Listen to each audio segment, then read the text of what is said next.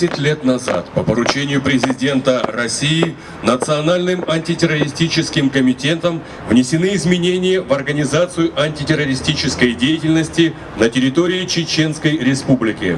Председателем комитета, директором ФСБ России Александром Бортниковым с 0 часов 16 апреля 2009 года отменен приказ, объявляющий территорию республики зоной проведения контртеррористических операций.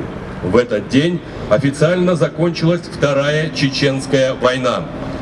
Торжественный митинг, посвященный десятилетию завершения контртеррористической операции в Чеченской Республике, объявляется открытым.